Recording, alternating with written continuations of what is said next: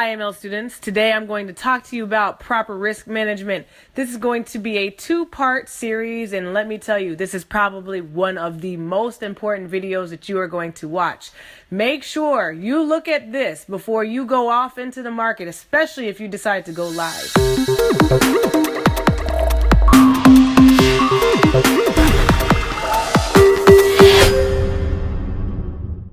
Before we get started, here's a little bit about myself. My name is Adeze Duncan, representing iMarkets Live. Some of you may know me from Forex 101 on IML TV. Also, I was an educator for 10 years, and now I'm here educating you on the facts and methods of Forex. In order to get started on this journey, you need to remember one thing and one thing only. I am a student, always. This is very important for you to remember and to remind yourself of often. You will hear me use this phrase frequently as a reminder that you are a student that is learning a skill that will pay you for the rest of your life. Make sure that you take your time and learn what you need to learn. Pace yourself. Do not compare yourself to anyone else's progress. Always keep a winning mind frame, and you will do very well in this industry. Here are some videos that I suggest you take a look at before or after you watch this video, just to help you understand the materials that you're learning in this video. Upon finishing this video, you should have a very good understanding of the following questions. Read through them quietly to yourself. As you are taking notes, make sure to pause this video in order to answer these questions. Here is some important vocabulary that you may want to pause the video in order to write down. When you are finished, go ahead and resume. So what you see here is the demo and the live, okay? Most of us, hopefully by now, are very familiar with demo and live. And if you have not yet set up your demo and live account, please go to IML Train. They do an amazing job of going through that. Now, I'm going to just say this, you guys. It's so important that you be in your demo account. There's nothing wrong with being in a demo account. Stay in it as long as you feel like you need to. You have nothing to prove to anybody, not even to yourself. You have nothing to prove. Don't rush yourself, guys. You're learning a skill that can pay you for the rest of your life. How would you feel if you had a pilot and you got on an airplane and they said to you, "Good evening, passengers. Today is, this is your captain, Mrs. Duncan speaking, and today is my very first time flying an airplane, but we're going to see how this works." How would you feel about that? I'm sure you wouldn't be very thrilled. You'd be ready to get off the plane. In the same way, before you go live, do not try to fly that plane without at least going in your demo account. All pilots practice in demo accounts, so you should too practice in your demo until you get a strategy and a plan ready. So this slide is probably the most important slide of all of the slides in this, entire video. It says risk no more than 1 to 3% of your total account on one currency pair trade. Okay, a lot of people get this wrong.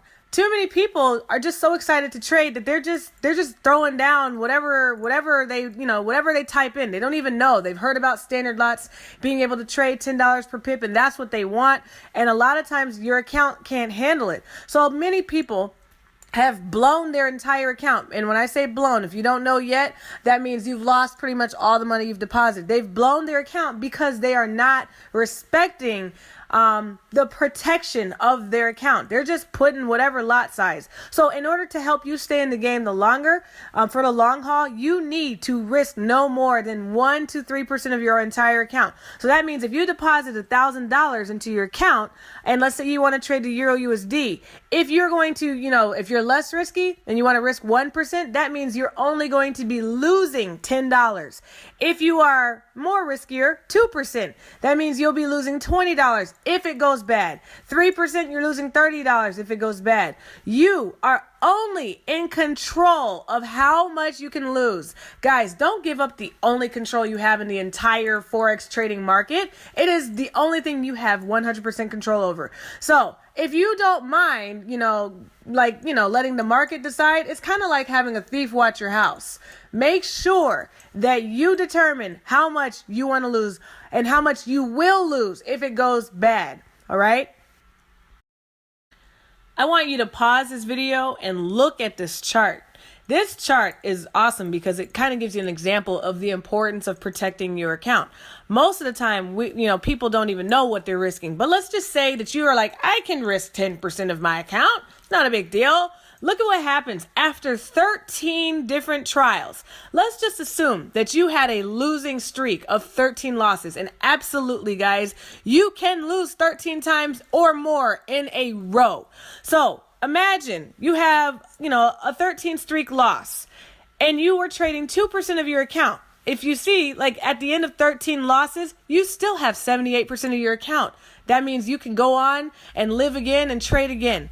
But after 13 losses at 10% risk, do you see you only have 28% of your account left? Now, that's just not using good judgment. The very first rule of trading, guys, is to protect our money. The second rule is to make our money. The third rule is to go back to rule number 1, which is protect the money. And then you just keep doing those in sync. We want to protect what we got first before we gain anything more. Something else to keep in mind when you are trying to have good risk management is the type of trader you are or the type of trade you're going to be taking. A lot of people like to come to the market and scalp, which means they're only in the market for a few minutes. And whenever you do that, you're only going to need like a 1 to 10 pip stop. Okay. An intraday trader, they usually trade many times throughout the day for a few hours. They don't hold it overnight. And you're going to require a 10 to 40 pip stop.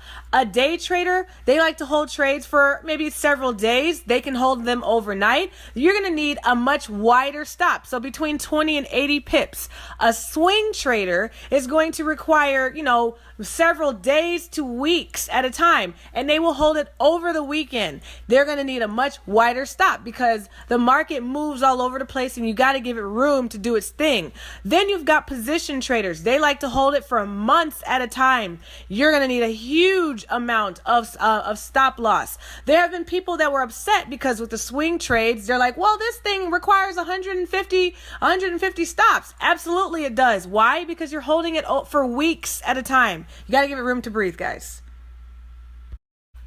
Take a moment to pause your computer and go to MyFX book, click on that link or type that link into your URL, or just go to Google, okay, and get here because this is what we're about to go over, the position size calculator, my best friend. So what you would want to do, first of all, to get to the position size calculator, you would go to Google and you could type in position, you can already see it, position size calculator, okay? And my favorite one is the one that says MyFX book. So I always click on that one, letting it go. All right. So now this thing right here is your best friend. You know what? They actually have an app for this. I use this for pretty much every single trade that I get into. And after a while, you'll start to see similarities and you'll start to kind of remember what your lot size should be because you might have seen a scenario before. However, again, for just starting off and, even experience, use this for every trade to make sure you're protecting your account.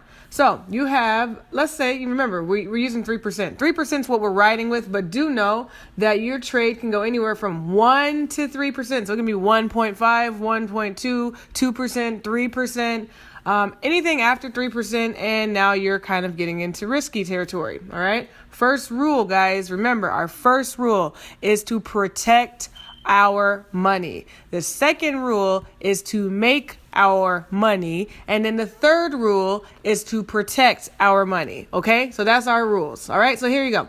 3%. Where it says account size, you want to type in whatever it is that you plan to deposit. So I'm going to just say $1,000.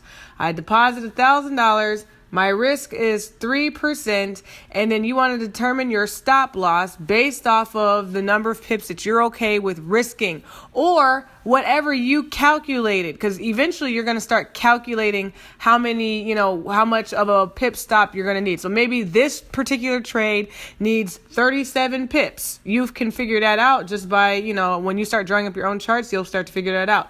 Sometimes they'll tell you, okay, this is going to require 35 pips that you're risking. But if you are doing it yourself, maybe it might be like, okay, 37 pips is what you need. All right. So I'm doing that wrong. Sorry, guys. 3% here. This is where you do it. 37 pips is what I'm willing to risk. And now I can see, all right, if this trade goes bad, I will lose $30. Okay, I can sleep good still. And this is what I will put in my calculator. not my calculator, this is what I will put in my phone or on my computer where it says lot size, the volume, that little decimal thing. This is what I will put. I can either just do one big fat trade of a 0.08, lot size. I can open up one position at 0.08, or I can split it up into multiple smaller trades, all totaling this. And I'll actually show you how to do that on the next slide. Now, I talked about what type of trader you are, what type of trade you're taking, specifically because I wanted you to be mindful of the kind of stop loss you're going to require. Because this is what is, this is one of the major reasons why people don't trade correctly. They don't have the right stop loss, or they're in the wrong trade, or they're in the right trade with the wrong size stop loss. So this is how you calculate your actual lot size. Okay. So you would want to use, say you deposit $1,000, you had a risk of 2%.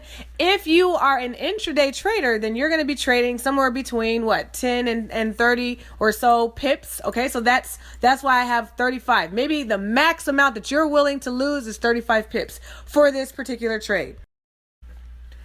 Here's another slide that kind of talks to you about why not every trade is for everyone. It depends on your account size. Okay, so if you want to make a lot of money fast, you need to deposit more money to grow it, or grow it patiently. Now, what do I mean by that? I got two scenarios. Let's say you want to make 50 cents per pip. Okay, maybe some of you are like, oh, yay, woo, yay, 50 cents.